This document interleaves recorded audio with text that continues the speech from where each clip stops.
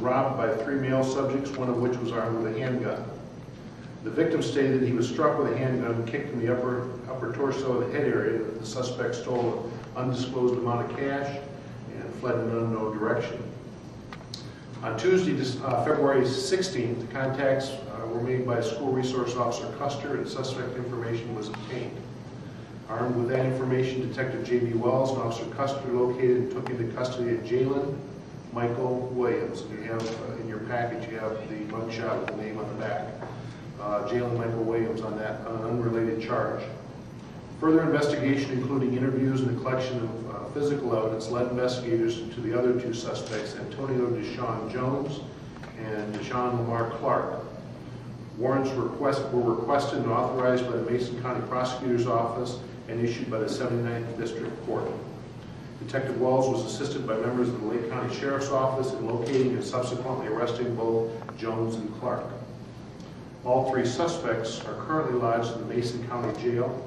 And on behalf of the Ludington Police Department, I'd like to thank the Lake County Sheriff's Office, and in particular Sheriff Hiltz, and their officers for their assistance in the investigation and the locating of the suspects.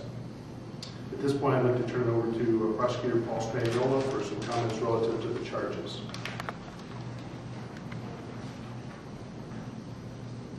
Good afternoon. Each of the 3 defendants has been charged with 6 crimes. The 2 juveniles have been waived to adult court under the automatic waiver provisions of Michigan law. The 6 offenses are as follows: robbery armed, which carries a maximum of life imprisonment; felony firearm associated with the robbery armed; home invasion first degree, which carries a maximum penalty of 20 years, and felony firearm intended to the home invasion first degree charge; and felonious assault, which is punishable by a maximum of 4 years in prison, and also felony firearm in conjunction with the felonious assault. The 3 defendants have been arraigned in the district court this afternoon, and they are each being held on a bond of $100,000 cash surety. Preliminary examinations have been scheduled for Wednesday, March 3rd at 11:50 a.m. in the courthouse. At this time, I just want to emphasize that these are charges against these individuals. They remain innocent unless proven guilty beyond a reasonable doubt. And the preliminary examination on March 3rd will be for the court to determine whether or not there is probable cause that an offense has been committed here, and probable cause that one or all of these defendants committed it. I would additionally like to indicate thanks to the Mason County Jail, the Mason County Sheriff's Department, for their cooperation and their assistance in housing these individuals and in their apprehension. That's all I have. This would be Sheriff Robert Hiltz from Lake County. Our office is just very pleased that the 2 agencies could come together and bring this to a speedy close.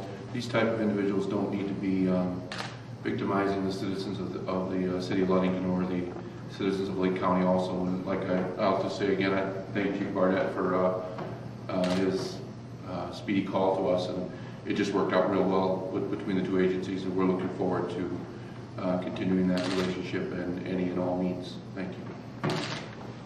The first individual, Jalen Williams, was apprehended at, I believe, where he was going to school. He was actually located there and taken into custody on some other unrelated charges unrelated to the... In Baldwin? No, I believe it was Journey at Alternative High School. Journey. Yeah. And he was, the investigators had an opportunity to interview him, and subsequent to that, he was lodged on those unrelated charges. At what time did that happen? What day? That was on, I believe, the 15th, 16th, I'm sorry, JB. About 10 a.m. About 10 a.m. The other 2 individuals, Jones and Clark, were actually located by the deputies, the investigator from Lake County Sheriff's Office. I don't know if the sheriff knows if you have the exact times, locations, but they were, I believe it was over the night, well, it was actually over last night and this morning was when they were taken into custody.